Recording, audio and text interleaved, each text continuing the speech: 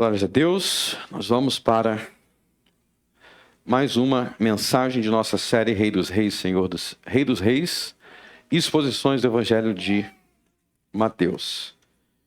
E o título de nossa mensagem hoje, continuando na verdade em Mateus 17, esse é o quarto sermão que a gente prega em Mateus 17.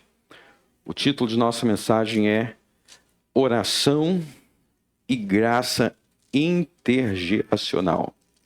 Oração e graça intergeracional.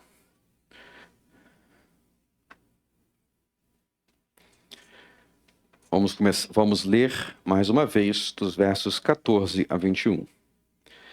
E quando chegaram à multidão, aproximou-se-lhe um homem, pondo-se de joelhos diante dele, dizendo: Senhor, tem misericórdia de meu filho, que é lunático e sofre muito, pois muitas vezes cai no fogo e muitas vezes na água, e trouxe aos teus discípulos e não puderam curá-lo. E Jesus respondendo disse: Ó geração incrédula e perversa, até quando estarei eu convosco? E até quando vos sofrerei? Trazei-me daqui. E repreendeu Jesus o demônio, que saiu dele, e desde aquela hora o menino sarou. Então os discípulos, aproximaram-se de Jesus em particular, disseram: Por que não pudemos nós expulsá-lo? E Jesus lhes disse: Por causa da vossa incredulidade. Porque em verdade vos digo que se tiverdes fé com um grão de mostarda, direis a este monte: Passa daqui para acolá, e há de passar, e nada vos será impossível. Mas esta casta não se expulsa, senão por oração e jejum. Até aí. Amém. Então o que nós vimos aqui foi um caso de uma doença que era provocada por um caso de possessão demoníaca. E nós vimos que este caso de possessão demoníaca refletia uma grande maldade que havia naquela geração, no meio daquele povo. Nós precisamos lembrar que este povo e essa geração, essa época, foi a época mais perversa da história do mundo, pois foram eles que crucificaram e mataram o próprio Jesus. Jesus veio para os que era seu, como diz João 1, mas os seus não receberam. E nós vimos que uma das implicações de tanta maldade assim era que até mesmo as próprias crianças eram afetadas. Nós vimos que quando existe uma cultura muito perversa, a tendência desta cultura é cada vez mais desprezar as crianças, é cada vez mais desprezar o pequeno. O homem vai se tornando cada vez mais egoísta, interesseiro, e no egoísmo e na maldade as crianças são os primeiros a sofrer. Nós vimos que isso é algo presente em nossa cultura, mas é algo muito presente na própria cultura de Jesus. E Jesus, ele veio como Salvador, ele veio como libertador, e assim Jesus veio para salvar os homens de todas as idades, inclusive as crianças. Jesus é o Salvador das crianças, ele vem para libertar as nossas crianças e os nossos filhos. E hoje nós vamos falar que esse aspecto de Jesus, de Salvador das crianças, libertador das crianças, Jesus é aquele que leva as crianças para o céu, mas na terra também ele se manifesta como Salvador das crianças. E nós vamos ver que isso é um tema que está presente em vários capítulos de Mateus.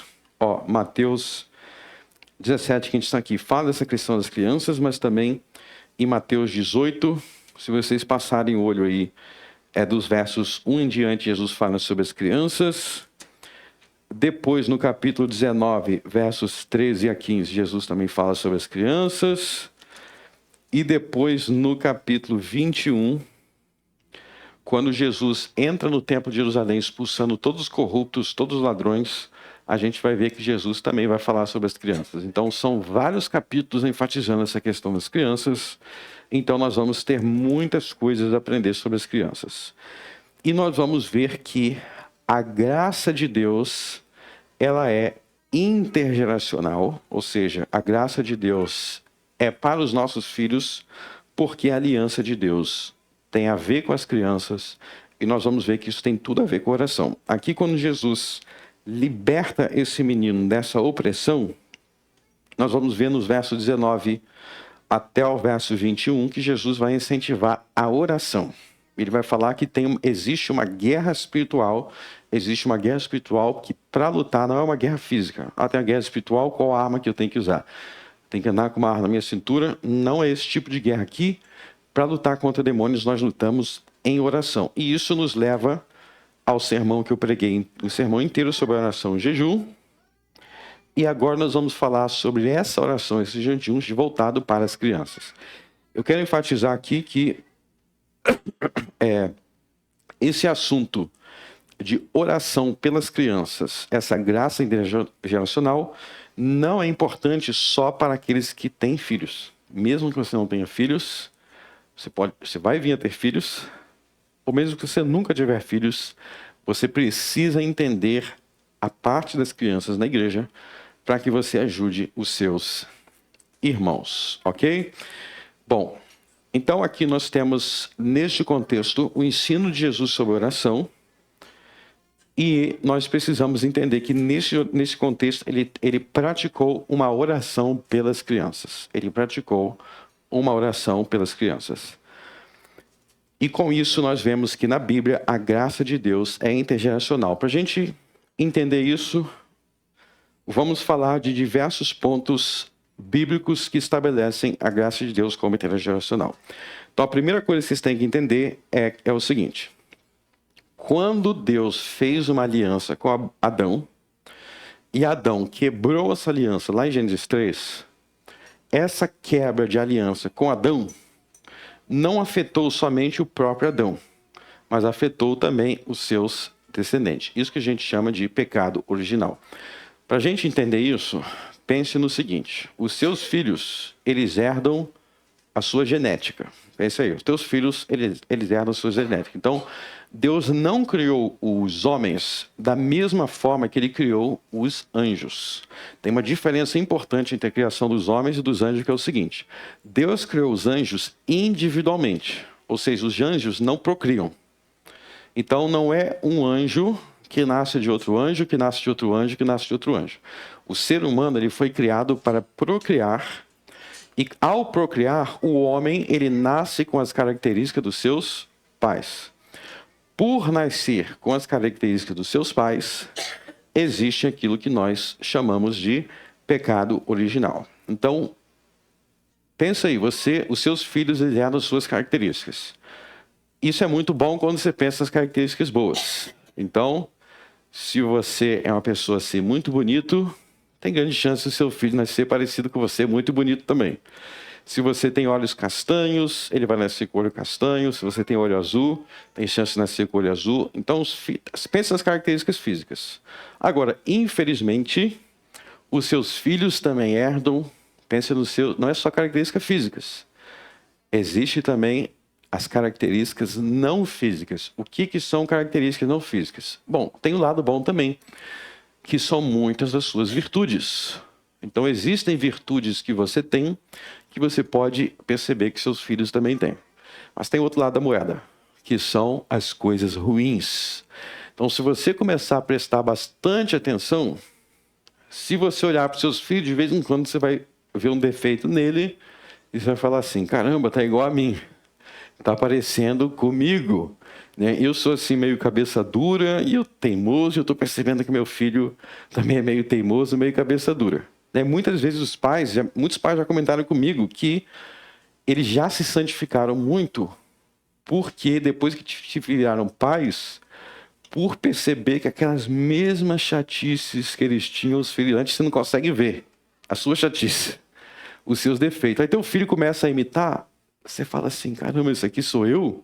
Tá muito parecido comigo, eu não quero mais ser assim. Eu não quero mais ser assim. Muitos pais falam isso, que eles, ao observar aquele defeito no outro, que é o seu filho parecido com ele, dá vontade de volta a fita, que eu não quero ser assim mais não.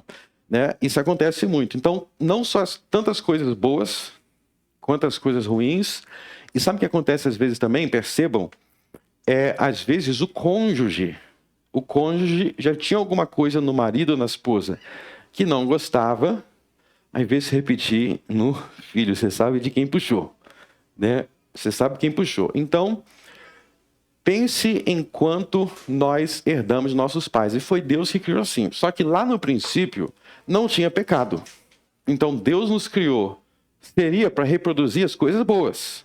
Se não houvesse pecado, seria só coisas boas. Só que aí entrou o pecado no mundo e aí passou a existir o que nós chamamos de pecado original. Então o pecado original é isso daí. Que o seu filho, ele herda de você uma natureza pecaminosa porque ele nasce parecido com os pais. O único que nasceu sem pecado original foi Jesus. Inclusive, isso é muito importante para a criação de filhos. Se você, como pai, quer lidar com o defeito de seus filhos, uma das estratégias interessantes de se ter é você tentar associar aqueles defeitos com você mesmo. Começa a pensar assim, com aquela idade ali, será que eu não fazia algo parecido, eu não pensava de forma parecida, eu não era meio doido assim também? Isso te faz ter soluções melhores, porque isso faz com que você entre melhor na cabeça do seu filho. Entenda melhor como que seu filho pensa, quando você lembra que você também pensava e agia assim. Tem um risco disso, você tem que tomar cuidado, que é o risco de você se tornar complacente. É você falar assim, não, eu sou assim também, então tá tudo tranquilo. Não, é para você ver os seus pecados e mudar, e fazer diferente. Pois bem, então aí a gente vê que o pecado é algo intergeracional, ou seja, se transmite de geração em geração. É por isso que o pacto de Deus, a aliança da graça, também é intergeracional. Então, na Bíblia, assim como o pecado e mais influências transmite para os nossos filhos, também existe uma graça de Deus que é transmitida de forma intergeracional. Então, a gente vê isso nas alianças de Deus desde o Gênesis. Tá? Então, por exemplo, na aliança que Deus fez com Abraão, abra em Gênesis capítulo 17.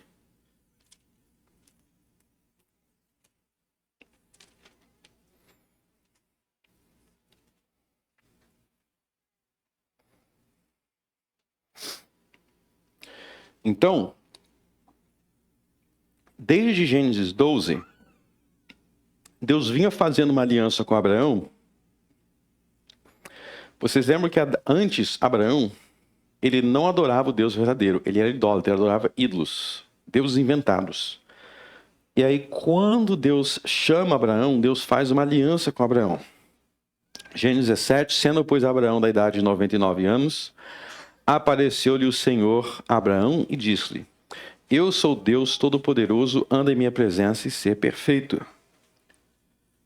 E aí ele vai dizer, no verso 7, e estabelecerei a minha aliança entre mim e ti, e a tua descendência depois de ti em suas gerações, por aliança perpétua, para te ser a ti por Deus, e a tua descendência depois de ti. Então, Deus ele faz uma aliança com Abraão, mas não é só com o próprio Abraão. É com Abraão e os seus descendentes de geração em geração. Ou seja, Abraão era idólatra, ele não servia ao Deus verdadeiro, mas a partir do momento que ele foi salvo, ele entrou numa aliança com Deus, e nessa aliança que Abraão entrou com Deus, entra também os seus filhos. Os seus filhos entraram na aliança com Deus com base na fé de Abraão. Ou seja, quando Isaac nasceu, você lembra que Isaac é o filho da promessa. Isaac não nasceu já como idólatra. Isaac nasceu como parte da aliança que Deus tinha feito com Abraão. Mesma coisa de Jacó. Mesma coisa dos filhos de Jacó. Todos nasciam dentro da aliança com base na aliança que tinham seus pais. A gente vê isso por toda a Bíblia. E aí é muito importante entender, dentro dessa questão de aliança, Nós não é o foco da nossa mensagem aqui, mas é importante entender que a nova aliança do Novo Testamento que Jesus fez do seu sangue não é uma aliança diferente da aliança com Abraão. O Novo Testamento, especialmente na carta aos Gálatas, ensina que a aliança que Jesus Cristo fez com o seu sangue é o cumprimento e a renovação da aliança que ele já tinha feito com Abraão. Ou seja, você faz parte desta aliança que Deus fez com Abraão. Gálatas 3 ensina isso. Epístola aos Gálatas inteiro, na verdade. Você faz parte da mesma aliança que Deus fez com Abraão, só que essa aliança foi renovada por Jesus Cristo. Na aula de hoje, eu expliquei, na aula de 9 da manhã, entre lá depois para assistir quem não estava aí. Eu expliquei que a palavra novo na Bíblia é frequentemente utilizado para significar renovado. Então, por exemplo, 2 Coríntios 5,17. Quem está em Cristo, nova criatura é, as coisas velhas já passaram, eis que tudo se fez novo. Nova criatura não quer dizer que você é uma criatura diferente. Quer dizer que você foi renovado. Então, as alianças do Velho Testamento, elas foram confirmadas e renovadas em Cristo. A aliança com Noé, a aliança com Abraão, com Moisés, com Davi, elas foram renovadas. Isso significa que todas as promessas que Deus fez para Abraão, nós somos herdeiros dessas mesmas promessas. Quer ver? Abre em Gálatas 3. Gálatas 3.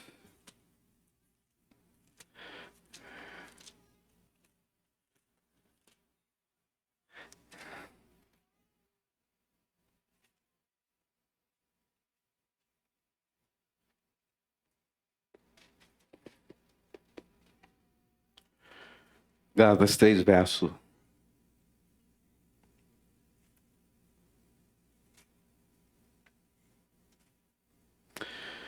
7. Sabei, pois, que os que são da fé são filhos de Abraão. Ora, tendo a Escritura previsto que Deus havia de justificar pela fé os gentios, anunciou primeiramente o Evangelho a Abraão, dizendo, todas as nações serão benditas em ti. De sorte que os que são da fé são benditos como o crente Abraão. Então, você vê que ele está dizendo que a promessa que Deus fez a Abraão, nós somos inclusas nelas. Nós somos inclusas nelas. E por isso ele vai dizer no verso 27, porque todos quanto fostes batizados em Cristo, já vos revestiste de Cristo, nisso não há judeu, nem grego, nem servo, nem livre, não há macho, nem fêmea, porque todos vós sois um em Cristo Jesus. E se sois de Cristo, então sois descendência de Abraão e herdeiros conforme a promessa. Ou seja, quando nós somos batizados, nós somos inseridos na aliança e na promessa que Deus fez com Abraão. E essa aliança, Deus diz lá em Gênesis 17, que era a aliança de Deus ser o Deus de Abraão, de ter um relacionamento com Abraão. Então, a primeira coisa que você precisa entender, pode voltar para Mateus 17. A primeira coisa que vocês precisam entender sobre seus filhos é que quando você se converteu igual a Abraão, quando você entregou a sua vida a Cristo igual a Abraão, você entrou em uma aliança com Deus que inclui os seus filhos. A aliança entre você e Cristo inclui os seus filhos pequenos. E isso tem alguma implicação prática, toda a implicação prática na oração pelos seus filhos e na guerra pelos seus filhos. Por quê? Porque se os seus filhos nasceram na aliança abrâmica, isso significa que os seus filhos, em virtude da sua fé, têm determinados privilégios que você não tem.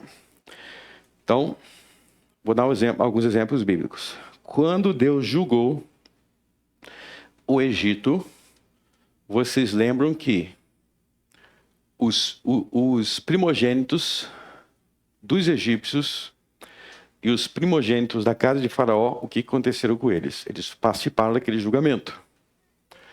E os primogênitos dos israelitas que tinham uma aliança com o Senhor foram poupados.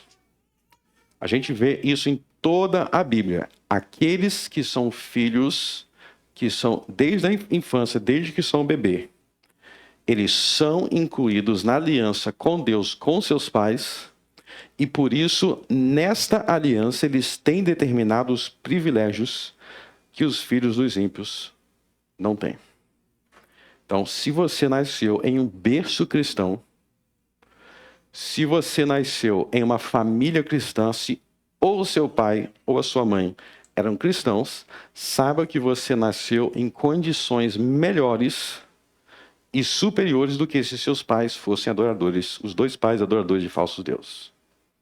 Existe um privilégio espiritual. E dentro desse privilégio espiritual, todo privilégio na Bíblia envolve um dever. E vocês, como pais, têm deveres para com os seus filhos em virtude do fato de que eles fazem parte da aliança. Então, se você tem bebês, filhos bebês, ou qualquer idade, eles nasceram na família cristã, você tem um privilégio, que aquela criança está debaixo de uma proteção espiritual especial. Quer dizer que ele nunca vai sofrer nada? Não é nunca sofrer nada. Porque os filhos do justo Jó, você lembra que eles morreram no início do Jó? Eles morreram.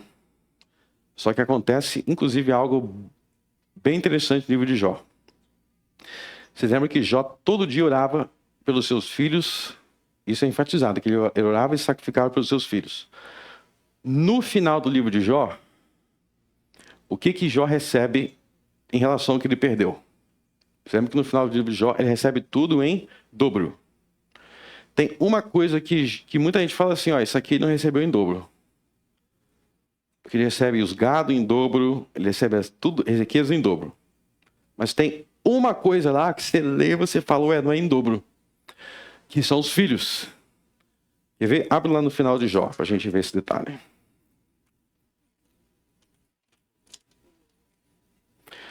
Jó vem antes dos Salmos.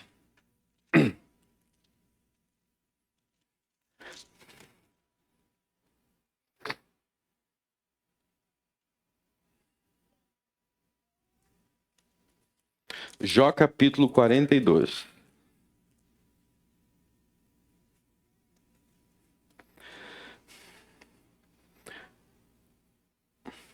Verso 12. E assim abençoou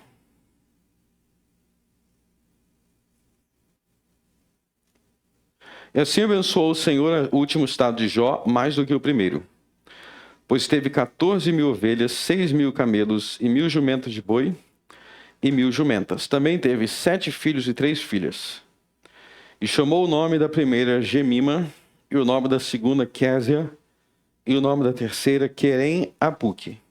Em toda a terra não se acharam mulheres tão formosas como as filhas de Jó. E seu pai lhes deu herança em tudo. Depois disso viveu Jó 140 anos e viu seus filhos e filhas de seus filhos até a 4ª geração. Olha só, a quantidade de coisas aqui,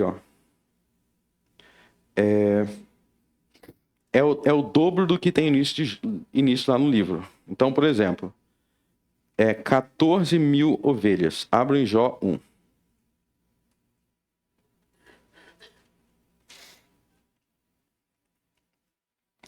Em Jó 1:3, e o seu gado era 7.000 ovelhas. Então ele tinha 7.000, ele passou a ter 14. Ele tinha 3.000 camelos, ele passou a ter 6.000 camelos. Então tudo é dobrado. Mas tem uma coisa que o número não está dobrado. Verso 2. E nasceram-lhe 7 filhos e 3 filhas. E lá no final, 7 filhos e 3 filhas. Por que o número de filhos não está dobrado? Porque todo o resto está dobrado. Porque, na verdade, está dobrado. Está dobrado. Porque os 7 filhos e 3 filhas que ele tinha antes continuaram a existir no céu. Ele estava no céu e agora é dobrado. O camelo não vai para o céu. Gado não vai para o céu. Então ele recebeu o dobrado em vida. Mas os filhos dele, ele não perdeu de verdade. Ele não perdeu de verdade. Por isso, dobrou, dando mais 7 e 3. Ok? É um detalhe que muita gente não percebe. O ser humano, os teus filhos são insubstituíveis. Deus não podia falar assim, ó, vou te dar 7 no lugar daquele 7 que morreu. Não substitui. Mas ele já tinha 7. Estava no céu e agora mais 7 para dobrar, igual as outras coisas dobradas. Gado, sim. Gado, você tinha 7, perdeu, vou te dar outro 7 que vai substituir. Filhos, não. Então, lá em Jó 1, você vê que Jó estava sempre orando pelos seus filhos. E seus filhos já eram adultos. E a gente deve se perguntar, e essa oração de Jó? Não surtiu efeito nenhum? Com certeza surtiu. Aonde que estavam esses filhos de Jó? No céu. Mas vamos voltar agora para Deuteronômio capítulo 6, onde nós vamos nos aprofundar nessa questão das responsabilidades dos pais em relação aos filhos da aliança. Então, Deuteronômio 6 é uma complementação a Deuteronômio 5. Em Deuteronômio 5 existem os 10 mandamentos. Em Deuteronômio 5, os 10 mandamentos. Em Deuteronômio 6, ele vai dizer assim, em relação a esses mandamentos. Olha só, Deuteronômio 6, verso 1. Estes, pois, são os mandamentos, referindo-se aos 10 mandamentos do capítulo 5. Os estatutos e juízos que mandou o Senhor vosso Deus para ensinar-vos, para que os cumprisseis na terra em que passais a possuir. Para que temas ao Senhor teu Deus e guarde todos os seus estatutos e mandamentos que eu te ordeno. Tu, teu filho, o filho do teu filho, todos os dias da tua vida, e que teus dias sejam prolongados. Então, olha só. Veja que, ao falar dos mandamentos, ele não diz que os mandamentos são só para vocês. Ele diz que são para vocês, para o teu filho, para o filho do teu filho. Por quê? Porque a aliança inclui só os adultos? Não, a aliança inclui as crianças. Então, os mandamentos são para os teus filhos. E aí ele vai dizer, no verso 4, ouve Israel, o Senhor nosso Deus é o único Senhor. Amarás, pois, o Senhor teu Deus de todo o teu coração, de toda a tua alma, de todas as tuas forças. E estas palavras que hoje te ordeno estarão no teu coração. E as ensinarás a teus filhos e falarás assentado em tua casa e andando pelo caminho, deitando-se e levantando-te. Então ele está dizendo que esses mandamentos eu dei não só para você que é adulto, eu dei esses mandamentos para os teus filhos. E você que tem um filho que nasceu na aliança, que pertence à aliança com Deus, você tem o dever de ensiná-los os seus mandamentos. Agora, observe os seguintes detalhes. Então, você que é pai, que tem filhos dentro da aliança. Observe no verso 6 que para que você consiga ensinar esses mandamentos, essas palavras para os seus filhos, primeiro você precisa o quê? Você precisa ter essas palavras no teu coração. Não tem como você dar algo que você não tem. Não tem como você oferecer algo que você não tem. Antes de ensinar para os teus filhos, você precisa, verso 5, amar ao Senhor teu Deus de todo o coração. E você precisa ter os 10 mandamentos dele no seu coração. E aí você vai conseguir cumprir o verso 7 e ensinarás aos teus filhos. Tá vendo? Começa com você. E aquilo que você tem, aquilo que está no seu coração, você transmite aos teus filhos. E o segundo detalhe que eu quero mostrar aí é que ele fala para ensinar teus filhos assentado em sua casa, andando pelo caminho, deitando-te, levantando-te. O que ele está colocando aí? Ele está colocando diversas situações. E para ser mais específico, diversas situações em que é pressuposto que os pais têm intimidade com os filhos. Você vê que ele está falando de andando pelo caminho, quer dizer passeando. Ou seja, ele não está falando no verso 7 única e exclusivamente de um momento formal. Ele está falando no verso 7 de um ensino em um relacionamento que pressupõe amizade entre pais e filhos. Ou seja, se você for alguém distante de seus filhos, você não vai conseguir ensiná-los. Se você for alguém que não tem uma relação de amizade, que não anda com seu filho, que não passeia com seu filho, que não conversa com seu filho, é o famoso pai e mãe só de corpo presente. Você conhece esses? Eles são só o corpo está presente, mas a mente deles está distante dos seus filhos. Se a sua mente, a sua presença é distante dos seus filhos, como é que você vai cumprir o verso 7? Como é que você vai ensinar seus filhos a sentar em tua casa, andando pelo caminho, no deitar, no levantar, quer dizer, no dia a dia, nas atividades do dia a dia, não tem como. Então, um dos seus primeiros objetivos como pai, se você quiser que os seus filhos sejam criados como guardadores da aliança, é você ter uma relação de proximidade, de amizade com teus filhos.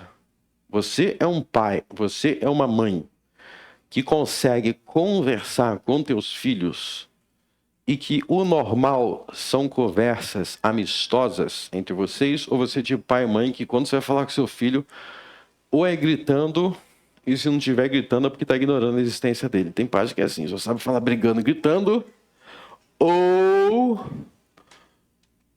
e se não for assim, nem fala nada. É sempre uma briga, é sempre um duelo, é sempre uma guerra.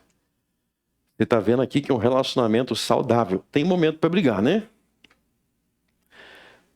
Mas a briga não pode ser a base do relacionamento. Existem momentos, mas não pode ser o principal. O principal tem que ser a amizade. O teu filho tem que te olhar e ver como um pai respeitável em quem ele pode confiar. Já pensou se toda conversa de Deus na Bíblia fosse dizendo que ele ia destruir? Nosso pai não se relaciona com a gente assim na Bíblia, né? Existem palavras de consolação, existem palavras de tudo quanto é tipo, não é só um tipo de palavra. E tem palavras também de exortação. E além disso, eu quero alertar sobre um perigo que existe aqui em relação a muitos pais, que é uma das coisas piores que a gente vê, que é o seguinte: os versos 5 e 6 diz aí no contexto de ensinar os seus filhos que você deve amar ao Senhor e ter os seus mandamentos no seu coração. Isso no verso 7. Tem um grande perigo que eu vejo em relação a isso. Existem pais e existem mães que eles pensam assim: eu não sou um exemplo tão bom, ou eles têm algum tipo de pecado, e eles pensam, por causa disso, eu não vou entrar nessa área com eles, com meus filhos. Ou eu não vou ser o cara que vai liderar a minha mulher, ou que vai impor alguma coisa na minha casa, porque eu não sou exemplo.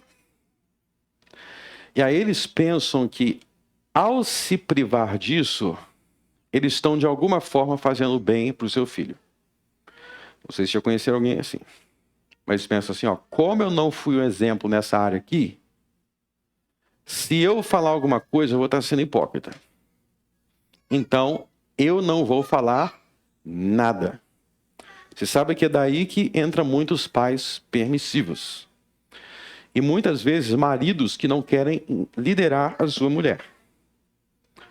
Porque eles têm culpa no cartório. Só que ao raciocinar assim, eles estão fazendo muito mais mal para os seus filhos do que eles imaginam. Eu vou explicar por quê. Meus irmãos, entendam que liderança na Bíblia, liderança, não é uma questão de privilégio. É uma questão de necessidade.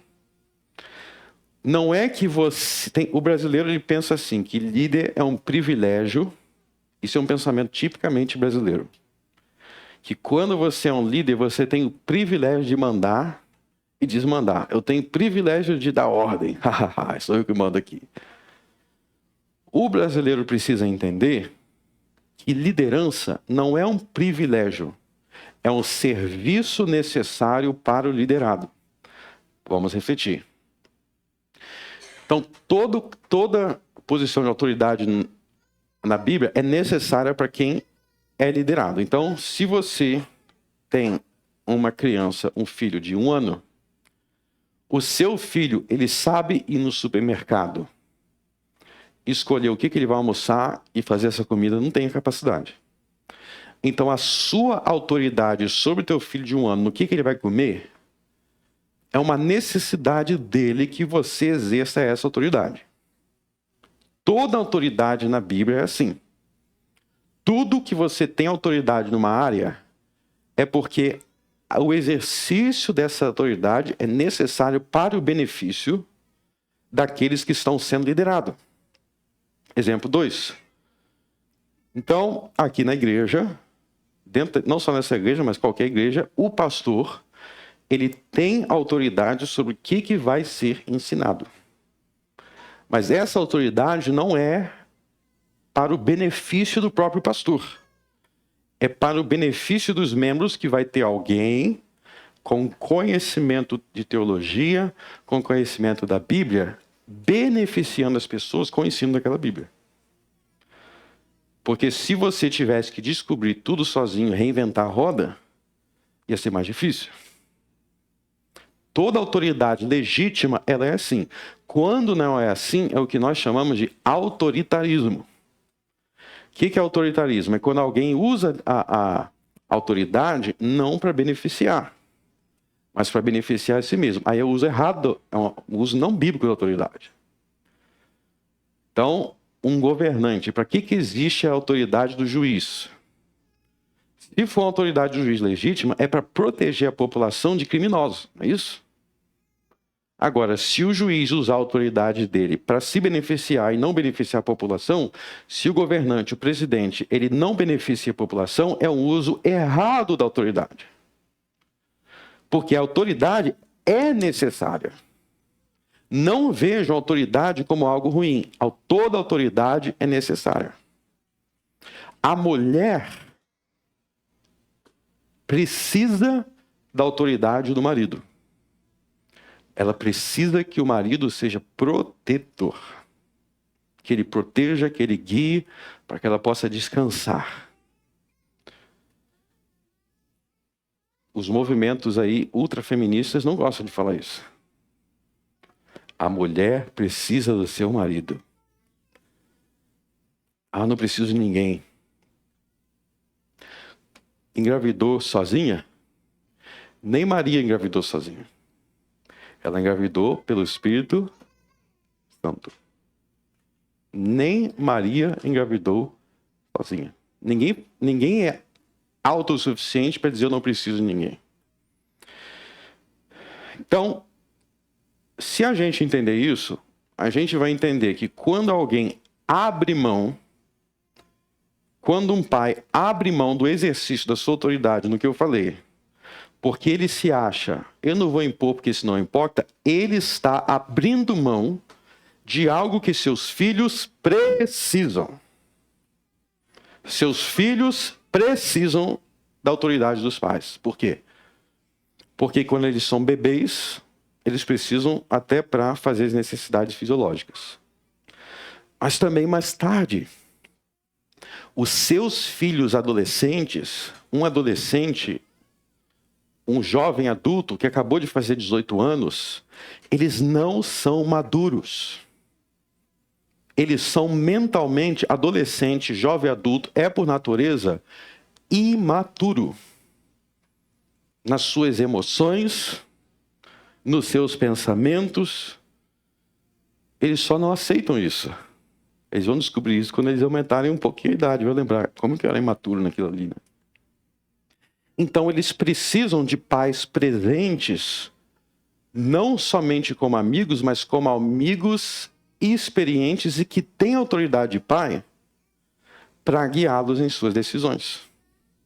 Então, quando você abre mão do exercício de autoridade, quando um pai, um homem, não ensina seus filhos, ele está deixando os filhos à mercê da sua própria imaturidade, que é própria da idade. Não existe esse negócio, eu vou fazer melhor então se eu não falar nada. Ao não falar nada, você já está falando, você está falando para os seus filhos, entregue-se à própria imaturidade. É por isso, inclusive, que existem tantos casamentos hoje em dia falidos. Um dos motivos, não é o único, mas um dos motivos. Porque em uma família cristã saudável, os pais vão filtrar. Vão falar, a mãe vai conversar com a filha, o pai vai conversar com a filha. Ó, essa pessoa tem característica, eu estou percebendo isso daqui, é uma voz da experiência. É uma voz da experiência que os jovens não têm. Mas quando você tem uma figura paterna que não tem sabedoria, pais que não têm sabedoria, pais que não têm entendimento, que parecem mais loucos do que os adolescentes, esses jovens estão tomando decisões loucas porque eles não têm pais sábios. Meus irmãos, alguém de 16, 17, 18 anos, é normal que eles vão tomar atitudes imaturas muitas vezes. E se os seus pais são mais imaturos do que eles, essas pessoas estão em faltas da estrutura natural que Deus criou. E por isso que acaba casando com louco. Por isso que acaba se envolvendo com loucura, porque não tinha um pai que honrasse as calças e que tivesse entendimento. O pai parece que é mais doido do que os filhos. Tá vendo como você não... Aí pensa assim, não, mas como eu não sou responsável, então eu não vou falar nada. Pronto. Confirmou a loucura do seu filho. Então existe um dever do pai exercer a sua autoridade com sabedoria, porque os filhos precisam. Precisam. Muitas vezes eles não entendem que precisam. Eles pensam que eles não precisam. Eles pensam que não precisam. E quanto mais eles pensam que não precisam, mais que eles precisam. Mas eles provam que precisam. Porque a pessoa sábia, uma das características da pessoa inteligente, é que ela sabe que ela não é autossuficiente, ela precisa do conselho dos mais experientes. Quanto mais uma pessoa entende que ela não precisa de conselho de ninguém, mais ela demonstra a sua imaturidade. Quanto mais uma pessoa diz... Você já parou para pensar nesse negócio de adolescente de 16 anos votando? Como é meio estranho.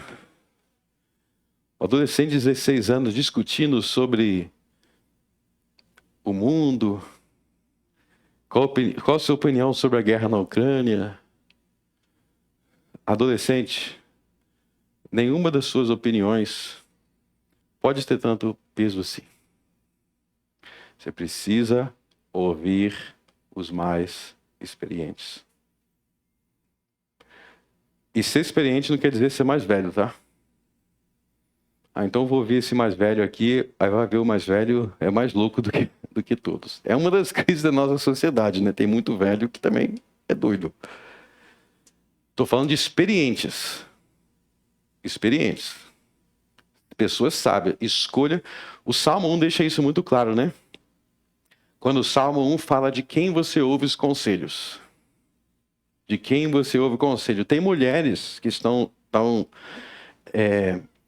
com problemas no casamento, aí vai falar com as pessoas mais doidas.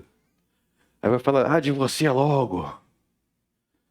Aí você vai ver quem que está dando conselho, já está no 3º e 4º casamento. Quem que está dando conselho? Olha, vai ver com quem você está se aconselhando. Vai ver quem você está aconselhando. Olha para os frutos. Jesus não falou para olhar para os frutos. Se tem alguém... Eu vou falar uma coisa para vocês. Eu não sento... Isso aqui muita gente vai... se escandaliza quando eu falo. Eu não sento para ouvir pregação sobre família de quem todos os filhos não são cristãos. Aí você tem os caras aí pregando, você vai ver um filho é desviado, o outro já virou ateu. Nenhum dos filhos... Eu estava vendo um podcast há um tempo atrás com um certo pastor, é o pastor Doug Wilson. Ele estava na conferência em São Paulo e eu participei da conferência, eu preguei também. Ele participou de um podcast lá nos Estados Unidos com um jornalista muito famoso lá dos Estados Unidos. E a jornalista falou assim, como é que você... com que frequência você vê seus filhos? O jornalista fala. Aí o Doug Wilson fala, a todo sábado à noite, eu reúno meus filhos, todos os meus netos, eu esqueci quantos filhos, acho que é 4 filhos que ele tem. 3 ou 4 filhos. A gente se reúne todo sábado à noite, e a gente come junto, a gente janta junto, as crianças, os netos, não sei quantos netos que ele tem, bisneto também, brinca, a gente canta salmos juntos, para domingo de manhã a gente vai para a igreja, juntos. Aí o jornalista ficou tão chocado e falou assim, seus filhos e seus netos são todos cristãos? E ele falou, sim, a maioria da minha igreja, dos meus netos também, a gente se reúne todo sábado à noite. Aí o jornalista falou, em algum momento, algo interessante, que ele estava cansado de ver palestrantes de família, que ninguém na família levava os pais a sério. Aí ele falou, agora eu vou comprar os teus livros sobre família. Que ele escreve muitos livros sobre família, porque eu sei que você... Mas é muito assim no Brasil, no mundo, pessoas que falam sobre coisas que não vivem. Coisas que não vivem. Esse fim de semana, o último fim de semana, eu estava lá em Minas Gerais. Eu fiquei na casa do reverendo Alexandre, um dos maiores, na minha opinião, um dos grandes pregadores do Brasil. E ele tem 3 filhas. Uma tem 1 ano, menos de 1 ano. A outra tem 2 anos. E a outra tem 4 anos. Eu estava lá no dia, ele perguntou 55 perguntas do catecismo. E a menininha de 4 anos sabia 55 perguntas do catecismo de cor. Eu sabia de cor 55. O pai foi perguntando e respondia. O pai foi perguntando e respondia. Aí o pai me contou uma história que foi até meio engraçada, triste e engraçada ao mesmo tempo, que foi o seguinte. O pai dela, que é o pastor, ele é pastor da Igreja Presbiteriana de São João del Rei. E provavelmente eles vão me ouvir, porque a maioria dos membros dessa igreja ouvem os nossos sermões aqui. Eles são fãs de vocês. E aí, eles foram visitar uma igreja, e aí chegou lá, ele foi pregar na igreja, alguma coisa assim, e na escola dominical era dividido por classe, a escola dominical. Aí tinha a classe dos adultos, a classe das crianças. Isso na hora da escola dominical. Aí na classe dos adultos, ele foi para a classe dos adultos e as filhas dele foram para outra classe.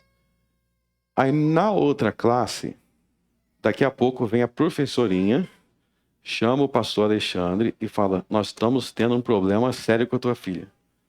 Ele falou assim, minha filha, será que está dando algum trabalho? Aí chegou lá na sala, qual era o problema? A menina tinha 4 anos. Chegou na sala, a menina não estava aceitando pintar a imagem de Jesus. Porque eles deram imagens para a menina, para as crianças pintar, e a menina não aceitou pintar, de 4 anos. Aí quando chegou lá, o que está acontecendo aí? Ela não está querendo pintar. Aí quando a professora deu para pintar, ela falou, não vou pintar mais Jesus, porque conta o 2º mandamento. Aí a professorinha, essas professoras, virou para a menina e falou, não, mas não tem problema porque Jesus é um homem. E ela respondeu com 4 anos, ele é homem, mas ele também é Deus. Aí ela falou, me tira daqui, papai, eu não quero quebrar o 2º mandamento. E ela falou ainda, vamos buscar a minha irmã, que a irmãzinha de 2 anos estava em outra sala. Nós temos que buscar ela antes, porque estão se corrompendo lá também. Quando chegar na outra sala, Tava a menina de 2 anos de braços cruzados, com raiva da professora, que estava querendo obrigá-la. Não pintou também, nenhuma das duas. Então nós queremos ouvir pessoas assim, que você olha para os filhos deles. Eu convivi com ele diversos dias. Aí eu quero ouvir tudo que ele tem para ensinar sobre a família. Eu vou começar a ouvir. Nós vivemos uma cultura que as pessoas falam e não vivem. Falam e não vivem. Isso é muito enfatizado aqui. Vocês estão vendo que o que você vai ensinar para os teus filhos tem que estar primeiro em teu coração. Porque aí você vai aprofundar. Então, como é que você vai ensinar ao teu filho sobre os 10 mandamentos se você não conhece os 10 mandamentos? Se você não estuda os 10 mandamentos? Meus irmãos, o estudo, quer dizer, o ensino não é só por palavras, é também por exemplos. É por exemplos. Os teus filhos sabem se você leva a sério os 10 mandamentos dentro da sua casa. Eles estão vendo. Se você levar a sério, eles vão levar a sério também desde a eternidade. E aí, a partir desse exemplo, eu vou para o próximo ponto, que é o seguinte. Eu dei exemplo de uma menininha que tinha 4 e outra tinha 2. Certo? Não subestime a inteligência dos seus filhos pequenos. Não subestime a inteligência dos seus filhos pequenos.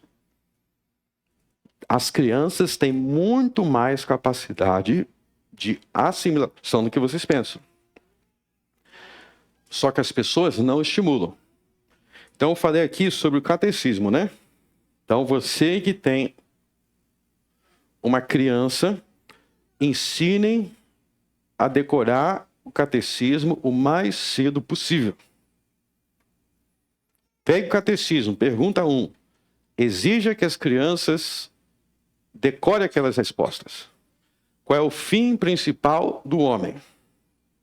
O fim principal do homem é glorificar a Deus e se alegrar nele eternamente. Se você não conhece essa resposta da pergunta 1 do Catecismo de Westminster, talvez você seja um presbiteriano fake.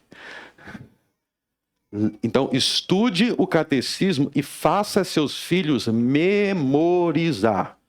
Não tente usar atalhos. Não tente usar atalhos. Sabe o que é esse negócio? Eu estou ensinando, meu filho foi criado na igreja. Aí você vai ver, na verdade, foi criado pintando a Arca de Noé.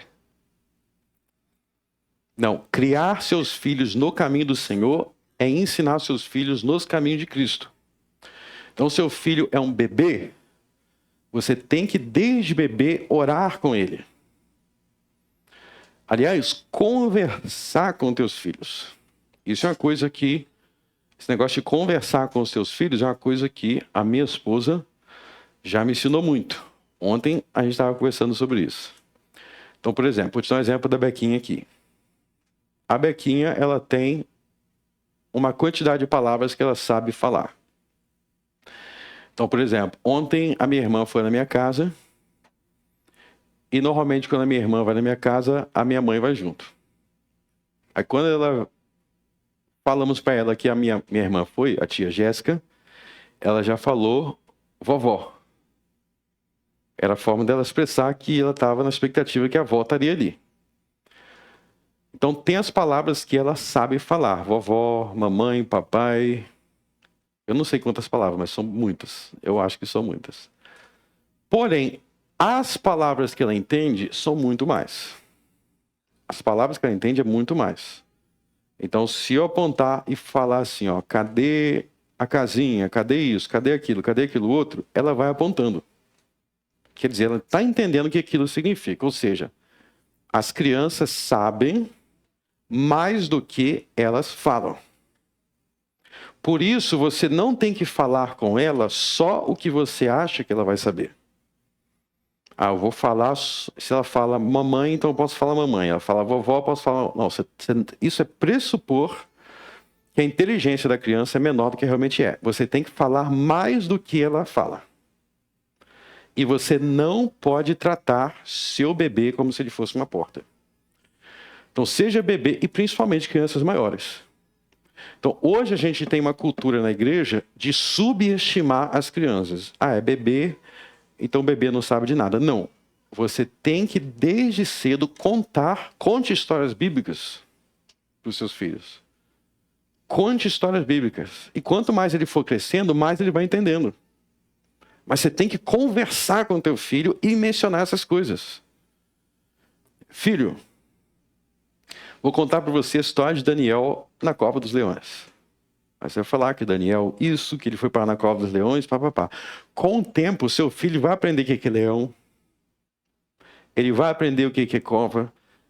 E ele vai entender aquilo mais do que você imagina, porque nem tudo que ele está entendendo, ele está falando. Só que isso tem que ser um hábito, e eu repito, você só tem como oferecer o que você tem. Aprenda a conversar com teu filho sem subestimá-lo. E ensinarás a teus filhos e deles falarás assentado em tua casa, andando pelo teu caminho, deitando e levantando. E outra coisa, as crianças elas memorizam muito rápido. Então, por que, meus irmãos, por que nós temos crianças que muitas vezes sabem quem é o Grêmio, conhecem um monte de livros, conhecem um monte de programa, conhecem um monte de personagens do YouTube, mas não conhecem as histórias bíblicas, não conhecem a história de Jesus, sabe um monte de coisa, porque existe uma tendência de achar que só as coisas divertidas e coloridas vai interessar a criança. Não. Os interesses que as crianças vão tendo é determinado por nós. Nós temos um grande problema hoje em dia, é a questão das telas. É um problema muito grande a questão das telas. E muitas vezes, o pai ele tem a tela como a salvação dele. Vai ser a salvação. Mas a gente tem que entender que tudo que vem fácil, a gente tem que se suspeitar. Se tem algo que está muito simples, muito fácil, a gente tem que suspeitar. Então, pode ser mais trabalhoso. Olha só, em primeiro lugar, existe a parte física mesmo. Cerebral. De que as crianças novas não têm a capacidade de ficar exposto à tela assim, vai causar problemas. Eu trabalho com computador, eu sou adulto. Se eu ficar direto no computador, você fica direto no computador, não te faz mal, ainda mais um bebê. Mas além da parte da tela em si, existe a questão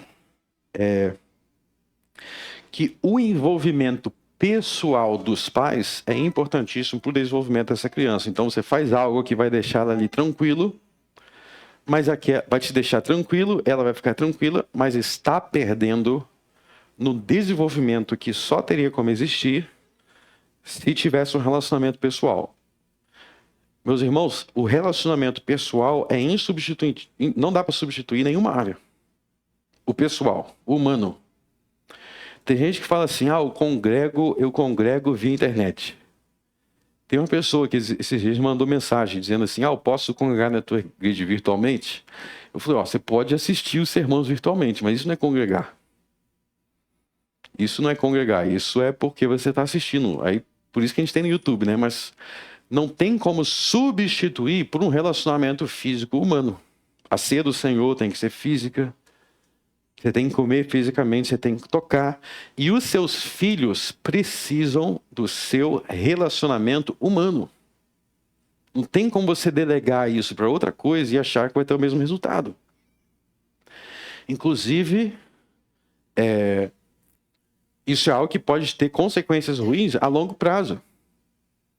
Porque se dentro dos 0 a 5 anos, seu filho não criou o hábito de se relacionar com você ativamente, com a tua presença, não é depois disso que vai ser fácil você repentinamente inserir isso. As coisas são construídas. São construídas. Então, tomem cuidado com algumas ferramentas ou estratégia que hoje em dia se inventou para substituir certas coisas que são insubstituíveis. Né? Então, vai ser mais tranquilo enfornar o meu filho só dentro de um videogame 24 horas por dia, porque aí ele não vai sair na rua onde vai ter perigo. Tem gente que pensa assim, meu filho não precisa brincar. Já ouvi muito isso, não precisa brincar com ninguém, porque é mais seguro se ele estiver aqui no quarto, e aí não tem como substituir ele brincar com alguém, com outro ser humano. Essas coisas são substituíveis. E o próximo ponto que eu quero colocar aqui, que é o grande foco de Jesus em Mateus 17, o ponto da oração, é que é o seguinte: a maioria dos erros que nós, como pais, cometemos em relação aos nossos filhos é derivado da falta de oração por eles. Porque é impossível você orar por algo com fé, com entendimento, e você viver de forma divergente. Então, volte lá em Mateus 17.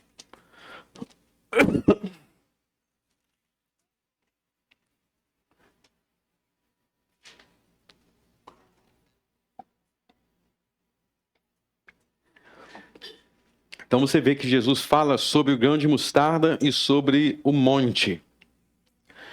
No capítulo 17, verso 20, né? Direis a este monte, passa aqui para colar, e há de passar, e nada vos será impossível. Então, a oração com fé nos leva a alcançar coisas que humanamente parecem impossíveis. E se você realmente tiver fé, não vai ter como você ficar orando por aquilo e ter uma conduta divergente. Vai ser uma guerra. Então, se você é alguém que ora muito pelo teu filho, ora com fé. Veja que Jesus fala de orar com fé. Você não vai conseguir manter essa oração.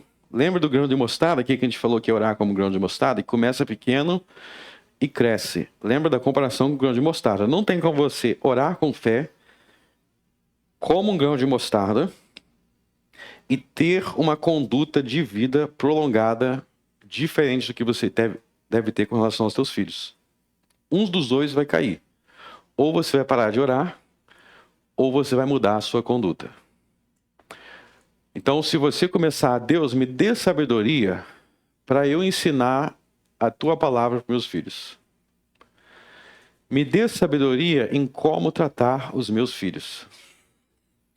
Se você pedir isso com fé, você vai receber essa sabedoria. E você vai começar a agir diferente. Agora, se você não começar a agir diferente, você vai parar de orar. Você não vai conseguir manter as duas coisas. Então pode ver que muitas coisas que você para de orar é porque você não está crendo de verdade. E você não consegue manter aquilo, você para. Então, adquira... O começo de tudo é ter uma oração perseverante pelos filhos, que é como o grão de mostarda, e focando nas passagens bíblicas que ensinam como que você deve, quais são os seus deveres para com seus filhos da aliança. Então, uma coisa que eu tenho como exercício mental é o seguinte: eu estou sempre pensando como que eu iria conseguir explicar algo para um determinado tipo de pessoa. Porque uma coisa é você saber de algo para você. Outra coisa é você saber explicar aquilo. É diferente, né? E dependendo de quem que você vai explicar. Então, talvez que tenha algo aqui que, se eu for explicar para um outro pastor, eu consigo. Mas aí eu vou começar a conversar com a Dona Maria, que é mais humilde, e ela me quebra. Porque às vezes ela não entende aquele linguajar todo. Então, não é suficiente você conhecer. Você tem que ter a capacidade de explicar. Então, deixa eu te dizer que como que ser pai e mãe é mais complicado do que você pensa. Se você é pai e se você é mãe, você tem que aprender a orar pelos seus filhos e você tem que aprender a ensinar os seus filhos numa linguagem que eles vão entender de acordo com a idade. Então você vai ter que contar a história de Noé para os seus filhos, a história de Jesus para os teus filhos, Daniel, dos profetas, do cativeiro babilônico. Tem gente que nem sabe o que é cativeiro babilônico. Mas você tem que saber, porque seus filhos precisam saber. Só que não é só você saber. Você tem que aprender a contar, a explicar aquilo de uma forma de acordo com a idade dele. E vocês sabem que criança, eles fazem perguntas que quebra tudo. Eles vão fazer uma pergunta que sai do seu repertório. Você tem que estar pronto para isso. Você tem que estar preparado para isso. E você tem que ensinar para o seu filho toda a lei do Senhor. Toda a lei do Senhor. Ele tem que conhecer toda a lei do Senhor. Você, pai e mãe, sente-se preparado para isso? E eu digo mais para você, a responsabilidade maior é do pai, é do homem. Efésios capítulo 4. Responsabilidade maior é do homem como líder. A mulher é a auxiliadora. Isso está muito invertido na nossa cultura, né? Muitas vezes são as mães que levam o filho para a igreja. Glória a Deus para essas mães. Mas está faltando alguém nessa equação. Está faltando o pai com a sua autoridade. E a última coisa que eu quero falar em relação à aliança de Deus com nossos filhos é algo que eu vou antecipar algo que a gente vai ver com mais detalhe no capítulo 19. Mateus 19.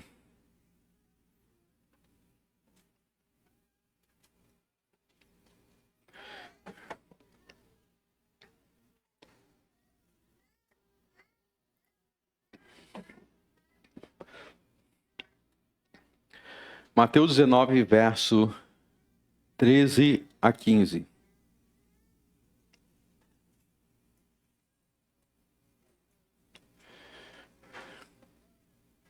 Trouxeram-lhe então alguns meninos para que sobre eles pusessem a mão e orassem, mas os discípulos repreendiam.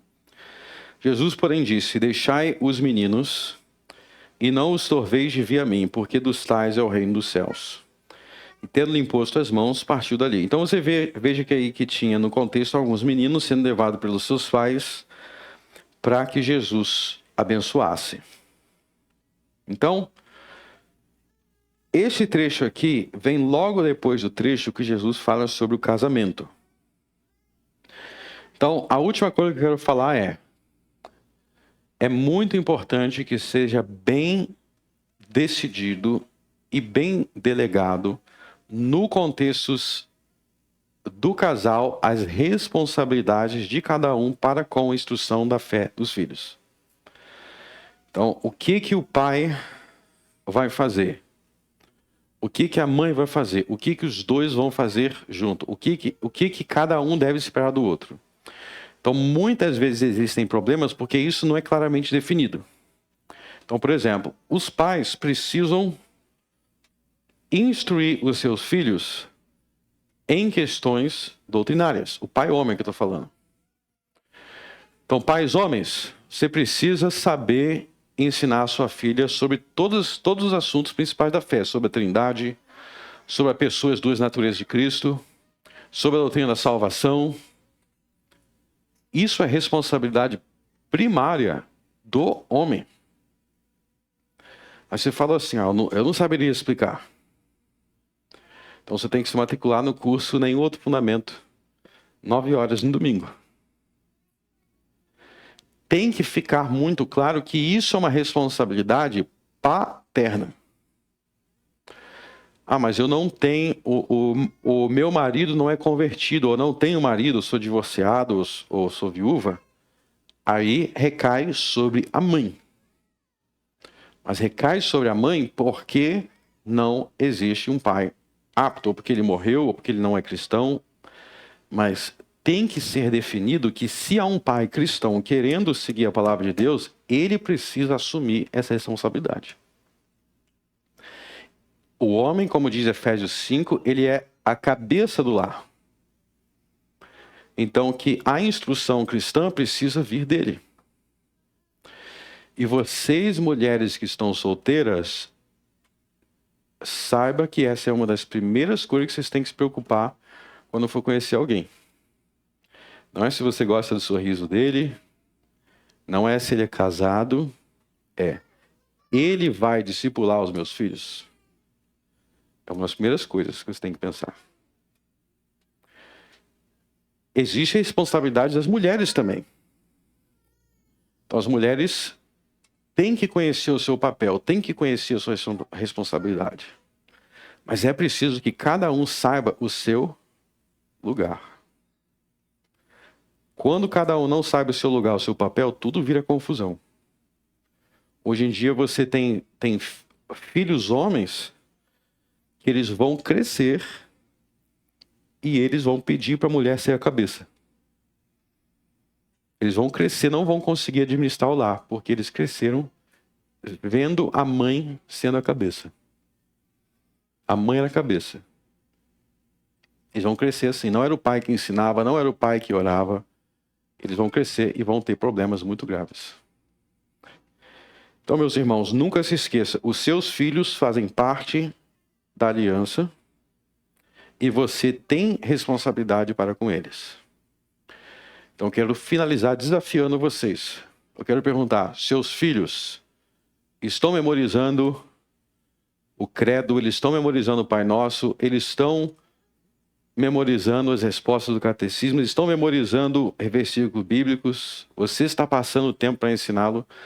No final do culto, todos os pais de filhos com menos de 12 anos, se você é pai de um filho com menos de 12 anos, vem aqui na frente que a gente vai conversar, ok?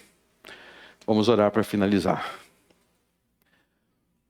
Altíssimo Deus, amado Pai, obrigado por todas as coisas, obrigado por tua misericórdia. Enche os nossos corações de um desejo de cumprir a tua aliança. Que as crianças de nossa igreja venham ser bem-aventurados, que venham ser abençoados, que venham crescer como meninos e mulheres cheios de Cristo.